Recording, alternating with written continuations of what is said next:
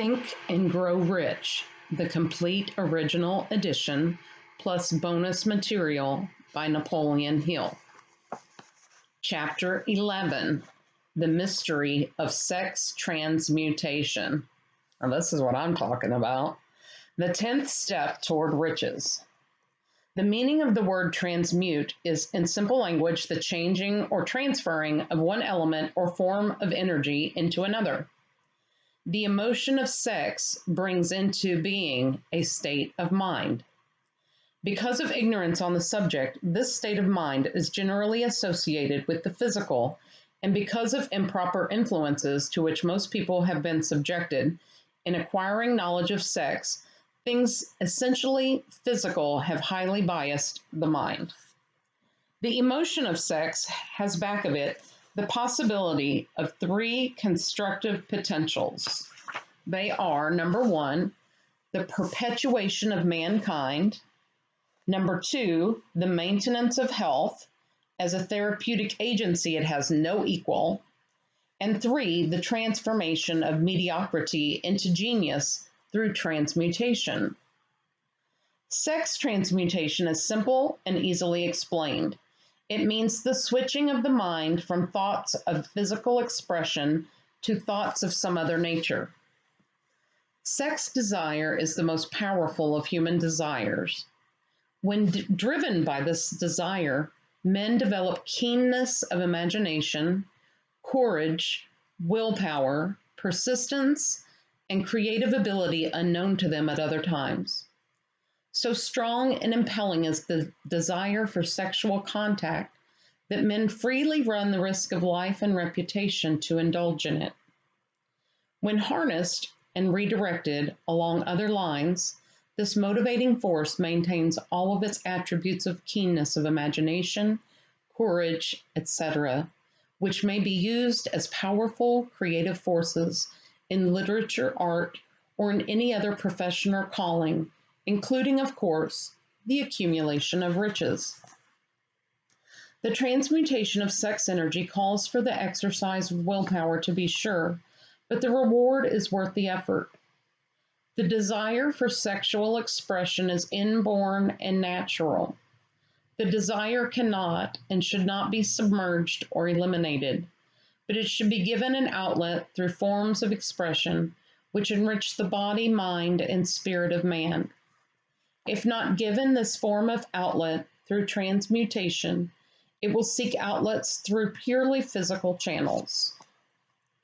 A river may be dammed and its water controlled for a time, but eventually it will force an outlet. The same is true of the emotion of sex. It may be submerged and controlled for a time, but its very nature causes it to be ever-seeking means of expression. If it is not transmuted into some creative effort, it will find a less worthy outlet. Fortunate indeed is the person who has discovered how to give sex emotion an outlet through some form of creative effort, for he has, by that discovery, lifted himself to the status of a genius. Scientific research has disclosed these significant facts. Number one, the men of greatest achievement are men with highly developed sex natures, men who have learned the art of sex transmutation. And number two, the men who have accumulated great fortunes and achieved outstanding recognition in literature, art, industry, architecture, and the professions were motivated by the influence of a woman. The research from which these astounding discoveries were made went back through the pages of biography and history for more than 2,000 years. Wherever there was evidence available in connection with the lives of men and women of great achievement, it indicated most convincingly that they possessed highly developed sex natures. The emotion of sex is an irresistible force against which there cannot be no such opposition as an immovable body. When driven by this emotion, men become gifted with a superpower for action. Understand this truth, and you will catch the significance of the statement that sex transmutation will lift one to the status of a genius. The emotion of sex contains the secret of creative ability. Destroy the sex glands, whether in man or beast, and you have removed the major source of action. For proof of this, observe what happens to any animal after it has been castrated. A bull becomes as docile as a cow after it has been altered sexually. Sex alteration takes out of the male, whether man or beast, all the fight that was in him. Sex alteration of the female has the same effect. The 10 mind stimuli. The human mind responds to stimuli through which it may be keyed up to high rates of vibration, known as enthusiasm, creative imagination, intense desire, etc. The stimuli to which the mind responds most freely are: number 1, the desire for sex expression; number 2, love; number 3, a burning desire for fame, power, or financial gain or money; number 4, music; number 5, friendship between either those of the same sex or those of the opposite sex; number 6, a mastermind alliance based upon the harmony of 2 or more people who ally themselves for spiritual or temporal advancement; number 7, mutual suffering, such as that experienced by people who are persecuted; number 8, autosuggestion; number 9, fear; number 10, narcotics and alcohol. The desire for sex expression comes at the head of the list of stimuli, which most effectively step up the vibrations of the mind and start the wheels of physical action. 8 of these stimuli are natural and constructive. 2 are destructive. The list is here presented for the purpose of enabling you to make a comparative study of the major sources of mind stipulation. From this study, it will be readily seen that the emotion of sex is by great odds the most intense and powerful of all mind stimuli. This comparison is necessary as a foundation for proof of the statement that transmutation of sex energy may lift on to the status of a genius. Let us find out what constitutes a genius. Some wiseacre has said that a genius is a man who wears long hair, eats queer food, lives alone, and serves as a target for the joke makers. A better definition of a genius is a man who has discovered how to increase the vibrations of thought to the point where he can freely communicate with sources of knowledge not available through the ordinary rate of vibration of thought. The person who thinks will want to ask some questions concerning this definition of genius. The first question will be, how may one communicate with sources of knowledge which are not available through the ordinary rate of vibration of thought? The next question will be, are there known sources of knowledge which are available only to genii, meaning geniuses? And if so, what are these sources and exactly how may they be reached? We shall offer proof of the soundness of some of the more important statements made in this book, or at least we shall offer evidence through which you may secure your own proof through experimentation, and in doing so, we shall answer both of these questions. Genius is developed through the sixth sense. The reality of a sixth sense has been fairly well established. The sixth sense is creative imagination. The faculty of creative imagination is one which the majority of people never use during an entire lifetime, and if used at all, it usually happens by mere accident. A relatively small number of people use, with deliberation and purpose aforethought, the faculty of creative imagination. Those who use this faculty voluntarily and with the understanding of its functions are genii, or geniuses. The faculty of creative imagination is the direct link between the finite mind of man and infinite intelligence. All so-called revelations referred to in the realm of religion and all discoveries of basic or new principles in the field of invention take place through the faculty of creative imagination.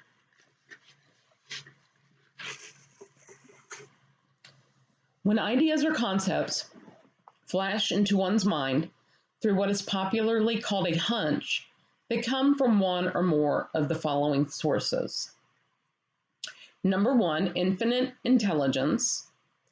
Number two, one's subconscious mind, wherein is stored every sense as in touch sense, sight sense, ear sense, impression and thought impulse, whichever reached the brain through any of the five senses, from the mind of some other person who has just released the thought or picture of the idea or concept through conscious thought, or number four, from the other person's subconscious storehouse. There are no other known sources from which inspired ideas or hunches may be received. The creative imagination functions best when the mind is vibrating, due to some form of mind stimulation at an exceedingly high rate. That is, when the mind is functioning at a rate of vibration higher than that of ordinary normal thought. When brain action has been stimulated through one or more of the 10 mind stimulants, it has the effect of lifting the individual far above the horizon of ordinary thought and permits him to envision distance, scope, and quality of thoughts not available on the lower plane, such as that occupied while one is engaged in the solution of the problems of business and professional routine. When lifted to this higher level of thought through any form of mind stimulation, an individual occupies relatively the same position as one who has ascended in an airplane to a height from which he may see over and beyond the horizon line, which limits his vision while on the ground. Moreover, while on this higher level of thought, the individual is not hampered or bound by any of the stimuli which circumscribe and limit his vision while wrestling with the problems of gaining the three basic necessities of food, clothing, and shelter. He is in a world of thought in which the ordinary workaday thoughts have been as effectively removed as are the hills and valleys and other limitations of physical vision when he rises in an airplane. While on this exalted plane of thought, the creative faculty of the mind is given freedom for action. The way has been cleared for the sixth sense to function. It becomes receptive to ideas which could not reach the individual under any other circumstances. The sixth sense is the faculty which marks the difference between a genius and an ordinary individual. The creative faculty becomes more alert and receptive to vibrations originating outside the individual's subconscious mind. The more this faculty is used and the more the individual relies upon it and makes demands upon it for thought impulses. This faculty can be cultivated and developed only through use. That which is known as one's conscience operates entirely through the faculty of the sixth sense. The great artists, writers, musicians, and poets become great because they acquire the habit of relying upon the still small voice which speaks from within through the faculty of creative imagination. It is a fact well known to people who have keen imaginations that their ideas come through so-called hunches.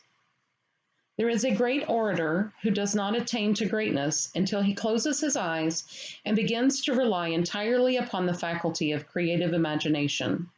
When asked why he closed his eyes just before the climaxes of his oratory, He replied, I do it because then I speak through ideas which come to me from within.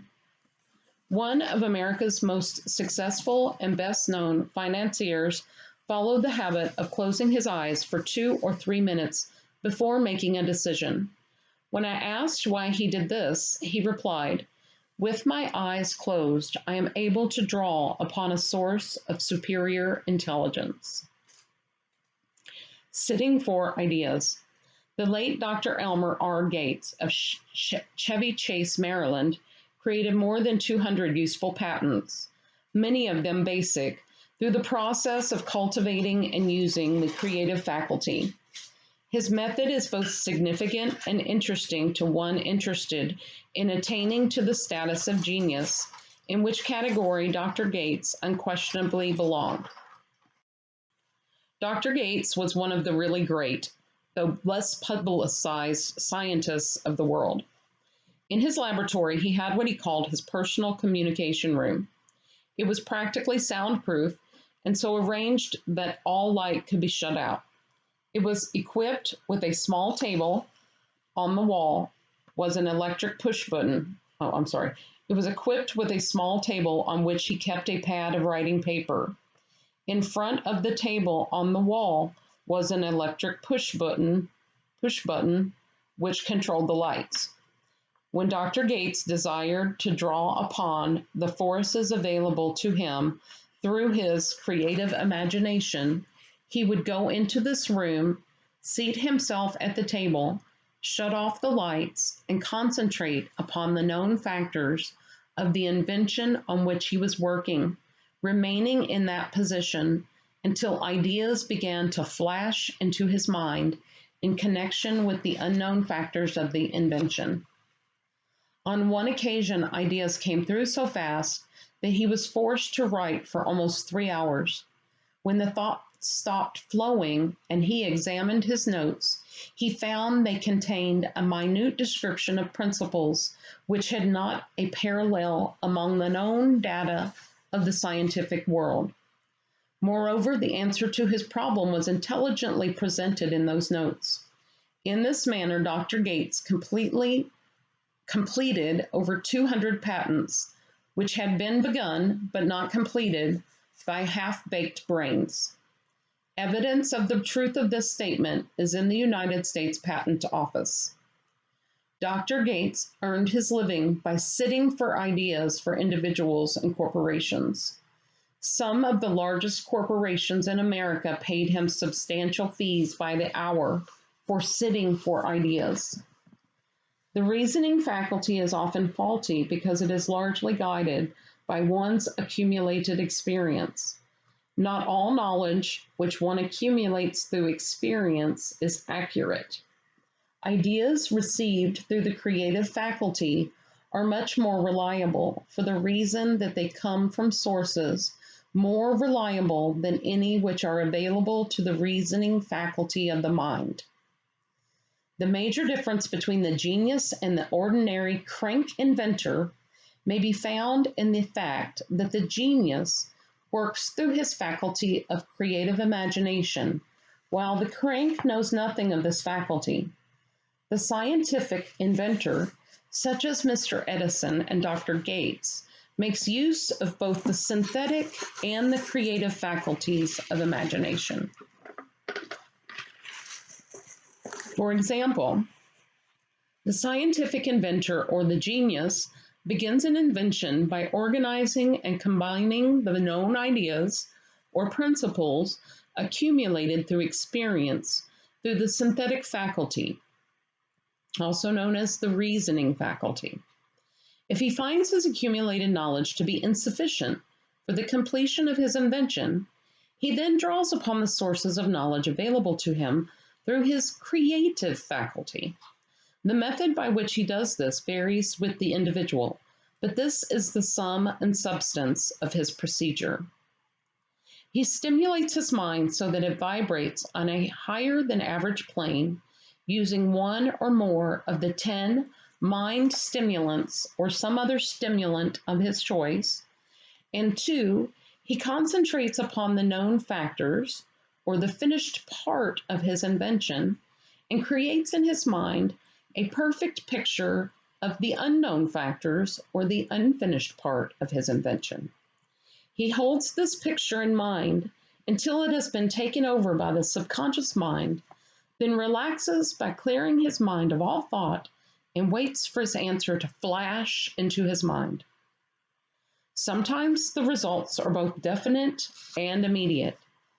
At other times, the results are negative, depending upon the state of development of the sixth sense or creative faculty. Mr. Edison tried out more than 10,000 different combinations of ideas through the synthetic faculty of his imagination before he tuned in through the creative faculty and got the answer which perfected the incandescent light. His experience was similar when he produced the talking machine. There is plenty of reliable evidence that the faculty of creative imagination exists. This evidence is available through accurate analysis of men who have become leaders in their respective callings without having had extensive educations. Lincoln was a notable example of a great leader who achieved greatness through the discovery and use of his faculty of creative imagination. He discovered and began to use this faculty as the result of the stimulation of love, which he experienced after he met Anne Rutledge, a statement of the highest significance in connection with the study of the source of genius.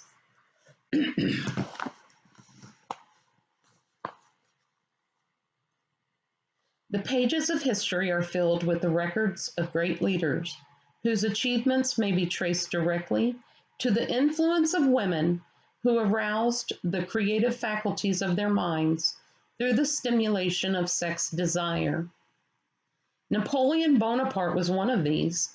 When inspired by his first wife Josephine, he was irresistible and invincible. When his better judgment or reasoning faculty prompted him to put Josephine aside, he began to decline. His defeat and St. Helena were not far distant.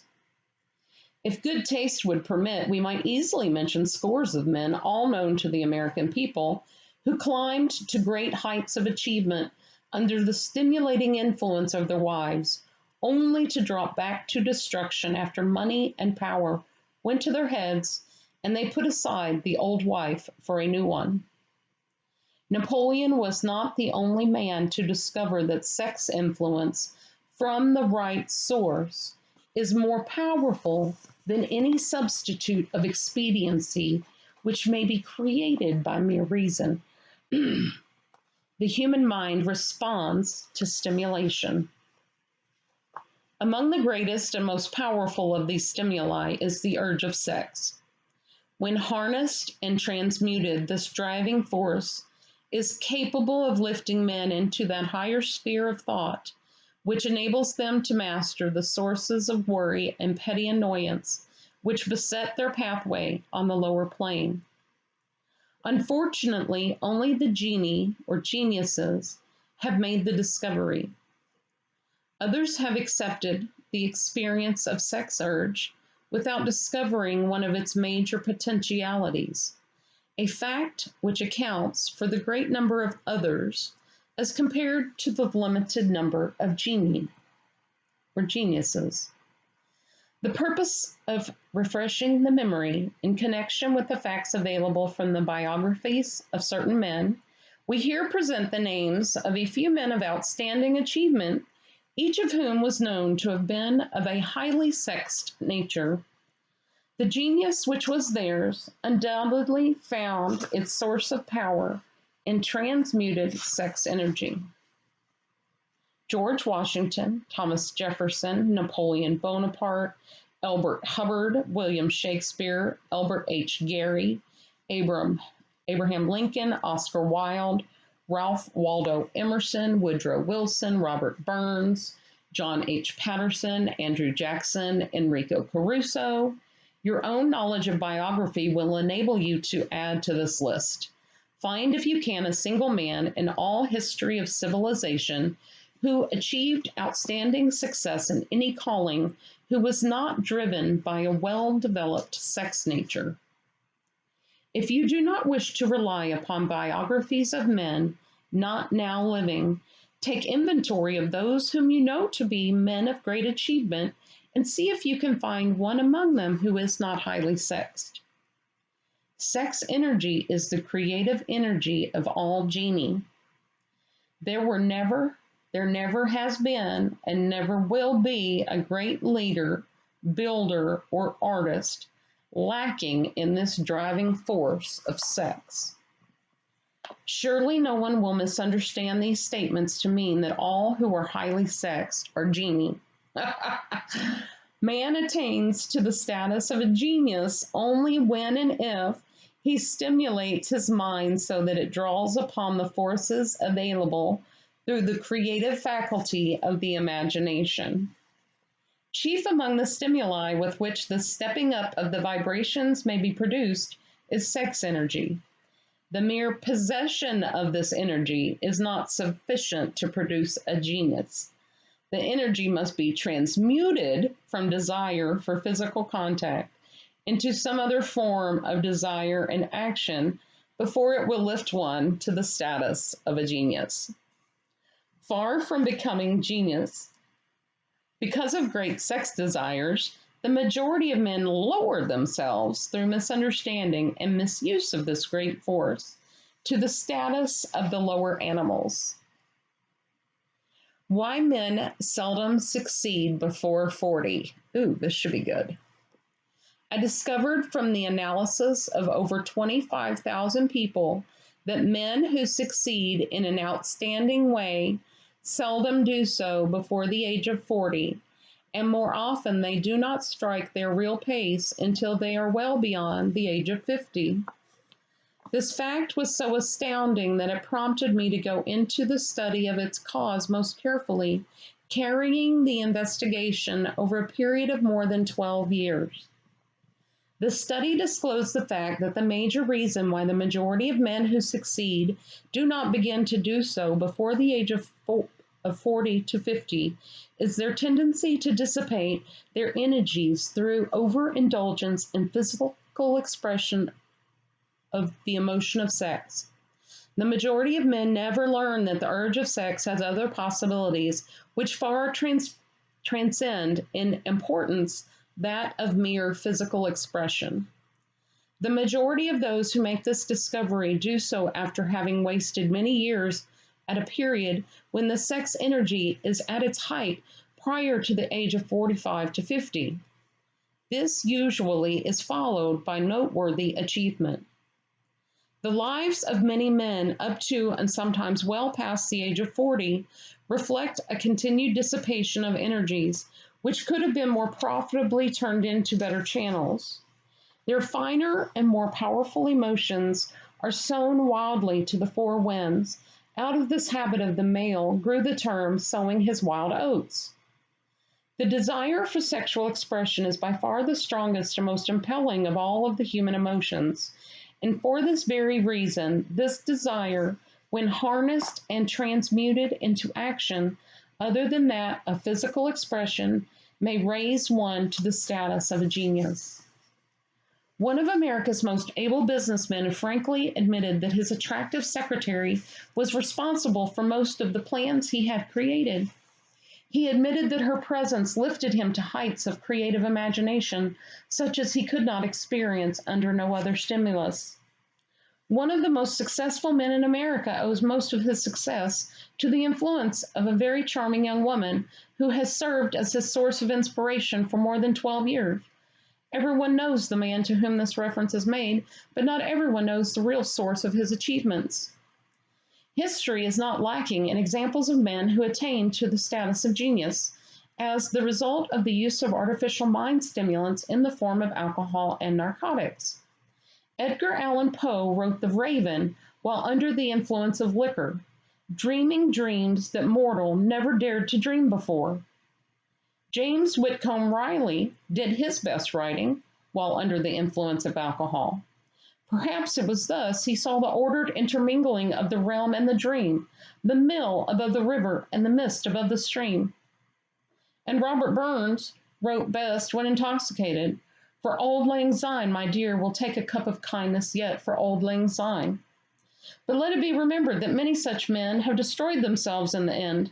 Nature has prepared her own potions, with which men may safely stimulate their minds so they vibrate on a plane that enables them to tune in to fine and rare thoughts which come from no man knows where. No satisfactory substitute for nature's stimulants has ever been found. It is a fact well known to psychologists that there is a very close relationship between sex desires and spiritual urges, a fact which accounts for the peculiar behavior of people who participate in the orgies known as religious revivals, common among the primitive types. The world is ruled and the destiny of civilization is established by the human emotions. People are influenced by their actions, not by reason so much as by feelings. The creative faculty of the mind is set into action entirely by emotions and not by cold reason. The most powerful of all human emotions is that of sex. There are other mind stimulants, some of which have been listed, but not one of them, nor all of them combined, can equal the driving power of sex. A mind stimulant is any influence which will either temporarily or permanently increase the vibrations of thought. The 10 major stimulants described are those most commonly resorted to. Through these sources, one may commune with infinite intelligence, or enter at will the storehouse of the subconscious mind, either one's own or that of another person, a procedure which is all there is of genius. A teacher who has trained and directed the efforts of more than 30,000 salespeople made the astounding discovery that highly sexed men are the most efficient salesmen. The explanation is that the factor of personality known as personal magnetism is nothing more or less than sex energy. Highly sexed people have a plentiful supply of magnetism. Through cultivation and understanding, this vital force may be drawn upon and used to great advantage in the relationships between people. This energy may be communicated to others through the following media. Number 1, the handshake. The touch of the hand indicates instantly the presence of magnetism or the lack of it. Number 2, the tone of voice. Magnetism or sex energy is the factor with which the voice may be colored or made musical and charming. Number 3, posture and carriage of the body. Highly sexed people move briskly with grace and ease. Number 4, the vibrations of thought. Highly sexed people mix the emotion of sex with their thoughts, or may do so at will, and in that way may influence those around them. Number 5, body adornment. People who are highly sexed are usually very careful about their personal appearance. They usually select clothing of a style becoming to their personality, physique, complexion, etc. When employing salesmen, the more capable sales manager looks for the quality of personal magnetism as the first requirement of a salesman. People who lack sex energy will never become enthusiastic or inspire others with enthusiasm, and enthusiasm is one of the most important requisites in salesmanship, no matter what one is selling. The public speaker, orator, preacher, lawyer, or salesman who is lacking in sex energy is a flop as far as being able to influence what others is concerned. Couple this with the fact that most people can be influenced only through an appeal to their emotions, and you will understand the importance of sex energy as a part of the salesman's native ability. Master salesmen attain the status of mastery in selling because they either consciously or unconsciously transmute the energy of sex into sales enthusiasm. In this statement may be found a very practical suggestion as to the actual meaning of sex transmutation.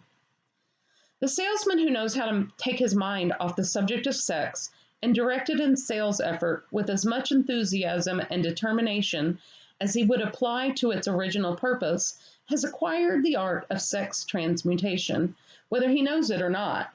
The majority of salesmen who transmute their sex energy do so without being in the least aware of what they are doing or how they are doing it. Transmutation of sex energy calls for more willpower than the average person cares to use for this purpose. Those who find it difficult to summon willpower sufficient for transmutation may gradually acquire this ability. Though this requires willpower, the reward for the practice is more than worth the effort. The entire subject of sex is one with which the majority of people appear to be unpardonably ignorant. The urge of sex has been grossly misunderstood, slandered, and burlesqued by the ignorant and the evil-minded for so long that the very word of sex is seldom used in polite society. Men and women who are known to be blessed, yes, blessed, with highly sexed natures are usually looked upon as being people who will bear watching. Instead of being called blessed, they are usually called cursed. Millions of people, even in this age of enlightenment, have inferiority complexes, which they developed because of this false belief that a highly sexed nature is a curse. These statements of the virtue of sex energy should not be construed as justification for the libertine. The emotion of sex is a virtue only when used intelligently and with discrimination. It may be misused, and often is, to such an extent that it debases instead of enriches both the body and mind. The better use of this power is the burden of this chapter. It seemed quite significant to the author when he made the discovery that practically every great leader whom he had the privilege of analyzing was a man whose achievements were largely inspired by a woman. In many instances, the woman in the case was a modest, self-denying wife of whom the public had heard but little or nothing. In a few instances, the source of inspiration has been traced to the other woman. Perhaps such cases may not be entirely unknown to you. Intemperance in sex habits is just as detrimental as intemperance in habits of drinking and eating. In this age in which we live, an age which began with the World War, intemperance in habits of sex is common. This orgy of indulgence may account for the shortage of great leaders. No man can avail himself of the forces of his creative imagination while dissipating them. Man is the only creature on earth which violates nature's purpose in this connection. Every other animal indulges its sex nature in moderation and with purpose which harmonizes with the laws of nature. Every other animal responds to the call of sex only in season. Man's inclination is to declare open season. Every intelligent person knows that stimulation in excess through alcoholic drink and narcotics is a form of intemperance which destroys the vital organs of the body, including the brain. Not every person knows, however, that overindulgence in sex expression may become a habit as destructive and as detrimental to creative effort as narcotics or liquor. A sex-mad man is not essentially different than a dope-mad man. Both have lost control over their faculties of reason and willpower. Sexual overindulgence may not only destroy reason and willpower, but it may also lead to other temporary or permanent insanity. Many cases of hypochondria, imaginary illness, grow out of habits developed in ignorance of the true function of sex.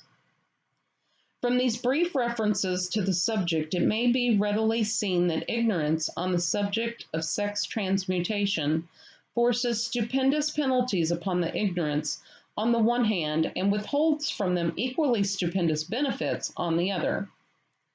Widespread ignorance on the subject of sex is due to the fact that the subject has been surrounded with mystery and beclouded by dark silence.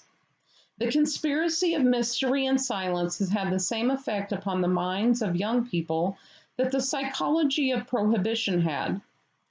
The result has been increased curiosity and desire to acquire more knowledge on this verboten subject, and to the shame of all lawmakers and most physicians, by training best qualified to educate youth on that subject, information has not been easily available. Seldom does an individual enter upon highly creative effort in any field of endeavor before the age of 40. The average man reaches the period of his greatest capacity to create between 40 and 60. These statements are based upon analysis of thousands of men and women who have been carefully observed. They should be encouraging to those who fail to arrive before the age of 40, and to those who become frightened at the approach of old age around the 40-year mark. The years between 40 and 50 are, as a rule, the most fruitful. Man should approach this age not with fear and trembling, but with hope and eager anticipation. If you want evidence that most men do not begin to do their best work before the age of 40, study the records of the most successful men known to the American people and you will find it. Henry Ford had not hit his pace of achievement until he had passed the age of 40. Andrew Carnegie was well past 40 before he began to reap the reward of his efforts. James J. Hill was still running a telegraph key at the age of 40. His stupendous achievements took place after that age. Biographies of American industrialists and financiers are filled with evidence that the period from 40 to 60 is the most productive age of men. Between the ages of 30 and 40, man begins to learn, if he ever learns, the art of sex transmutation. This discovery is generally accidental, and more often than otherwise, the man who makes it is totally unconscious of his discovery. He may observe that his powers of achievement have increased around the age of 35 to 40, but in most cases he is not familiar with the cause of this change. That nature begins to harmonize the emotions of love and sex in the individual between the ages of 30 and 40, so that he may draw upon those great forces and apply them jointly as stimuli to action. Sex alone is a mighty urge to action, but its forces are like a cyclone. They are often uncontrollable. When the emotion of love begins to mix itself with the emotion of sex, the result is calmness of purpose, poise, accuracy of judgment, and balance. What person who has attained to the age of 40 is so unfortunate as to be unable to analyze these statements and to corroborate them by his own experience? When driven by his desire to please a woman based solely upon the emotion of sex, a man may be, and usually is, capable of great achievement, but his actions may be disorganized, distorted, and totally destructive. When driven by his desire to please a woman based upon the motive of sex alone, a man may steal, cheat, and even commit murder. But when the emotion of love is mixed with the emotion of sex, that same man will guide his actions with more sanity, balance, and reason. Criminologists have discovered that the most hardened criminals can be reformed through the influence of a woman's love. There is no record of a criminal having been reformed solely through the sex influence. These facts are well known, but their cause is not. Reformation comes, if at all, through the heart or the emotional side of a man, not through his head or reasoning side. Reformation means change of heart. It does not mean change of head. A man may, because of reason, make certain changes in his personal conduct to avoid the consequences of undesirable effects, but genuine reformation comes only through a change of heart, through a desire to change. Love, romance, and sex are all emotions capable of driving men to heights of superachievement. Love is the emotion which serves as a safety valve and ensures balance, poise, and constructive effort. When combined, these three emotions may lift one to an altitude of a genius. There are geniuses, however, who know but little of the emotion of love. Most of them may be found engaged in some form of action which is destructive, or at least not based upon justice and fairness toward others. If good taste would permit, a dozen geniuses could be named in the field of industry and finance who ride ruthlessly over the rights of their fellow men. they seem totally lacking in conscience, the reader can easily supply his own list of such men. The emotions are states of mind. Nature has provided men with a chemistry of the mind, which operates in a manner similar to the principles of chemistry of matter. It is a well-known fact that through the aid of chemistry of matter, a chemist may create a deadly poison by mixing certain elements, none of which are in themselves harmful in the right proportions. The emotions may likewise be combined so as to create a deadly poison. The emotions of sex and jealousy, when mixed, may turn a person into an insane beast. The presence of any one or more of the destructive emotions in the human mind, through the chemistry of the mind, sets up a poison which may destroy one's sense of justice and fairness. In extreme cases, the presence of any combination of these emotions in the mind may destroy one's reason. The road to genius consists of the development, control, and use of sex, love, and romance. Briefly, the process may be stated as follows. Encourage the presence of these emotions as the dominating thoughts in one's mind, and discourage the presence of all the destructive emotions. The mind is a creature of habit. It thrives upon the dominating thoughts fed to it.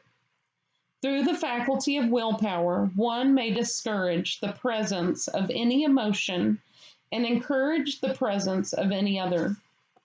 Control of the mind through the power of will is not difficult. Control comes from persistence and habit. The secret of control lies in understanding the process of transmutation. When any negative emotion presents itself in one's mind, it can be transmuted into a positive or constructive emotion by the simple procedure of changing one's thoughts. There is no other road to genius than through voluntary self-effort. A man may attain to great heights of financial or business achievement solely by the driving force of sex energy, but history is filled with evidence that he may, and usually does, carry with him certain traits of character which rob him of the ability to either hold or enjoy his fortune. This is worthy of analysis, thought, and meditation, for it states a truth, the knowledge of which may be helpful to women as well as men. Ignorance of this has cost thousands of people their privilege of happiness, even though they possessed riches. The emotions of love and sex leave their unmistakable marks upon the features. Moreover, these signs are so visible that all who wish may read them. The man who is driven by the storm of passion, based upon sex desires alone, plainly advertises that fact to the entire world by the expression of his eyes and the lines of his face. The emotion of love, when mixed with the emotion of sex, softens, modifies, and beautifies the facial expression. No character analyst is needed to tell you this. You may observe it for yourself. The emotion of love brings out and develops the artistic and aesthetic nature of man.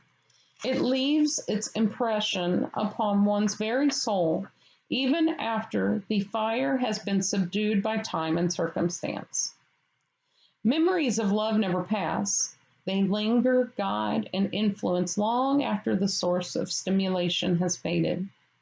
There is nothing new in this. Every person who has been moved by genuine love knows that it leaves enduring traces upon the human heart. The effect of love endures because love is spiritual in nature. The man who cannot be stimulated to great heights of achievement by love is hopeless. He is dead, though he may seem to live. Even the memories of love are sufficient to lift one to a higher plane of creative effort. The major force of love may spend itself and pass away like a fire which has burned itself out, but leaves behind indelible marks as evidence that it passed that way. Its departure often prepares the human heart for a still greater love. Go back into your yesterdays at times and bathe your mind in the beautiful memories of past love. It will soften the influence of the present worries and annoyances. It will give you a source of escape from the unpleasant realities of life, and maybe, who knows, your mind will yield to you during this temporary retreat into the world of fantasy, ideas, or plans which may change the entire financial or spiritual status of your life. If you believe yourself unfortunate because you have loved and lost, perish the thought. One who has loved truly can never lose entirely. Love is whimsical and temperamental. Its nature is ephemeral and transitory. It comes when it pleases and goes away without warning. Accept and enjoy it while it remains, but spend no time worrying about its departure. Worry will never bring it back. Dismiss also the thought that love never comes but once. Love may come and go, times without number, but there are no two love experiences which affect one in just the same way. There may be, and there usually is, one love experience which leaves a deeper imprint on the heart than all the others, but all love experiences are beneficial except to the person who becomes resentful and cynical when love makes its departure. There should be no disappointment over love, and there would be none if people understood the difference between the emotions of love and sex. The major difference is that love is spiritual, while sex is biological. No experience which touches the human heart with spiritual force can possibly be harmful except through ignorance or jealousy. Love is without question life's greatest experience. It brings into communion with infinite intelligence. When mixed with the emotions of romance and sex, it may lead one far up the ladder of creative effort.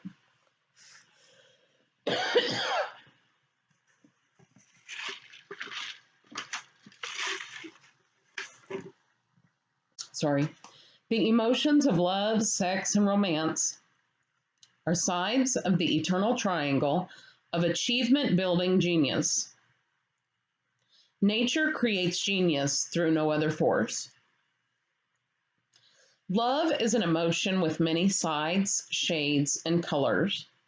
The love which one feels for parents or children is quite different from that which one feels for one's sweetheart. The one is mixed with the emotion of sex, while the other is not.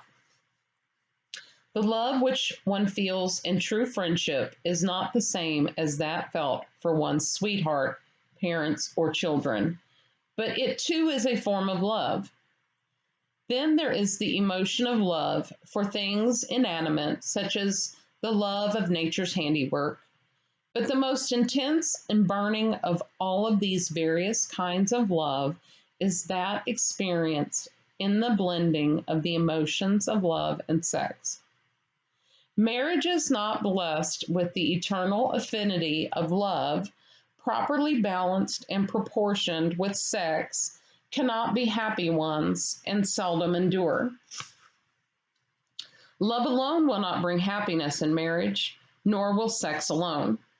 When these two beautiful emotions are blended, marriage may bring about a state of mind closest to the spiritual that one may ever know on this earthly plane. When the emotion of romance is added to those of love and sex, the obstructions between the finite mind of man and infinite intelligence are removed, and then a genius has been born. What a different story this is than those usually associated with the emotion of sex.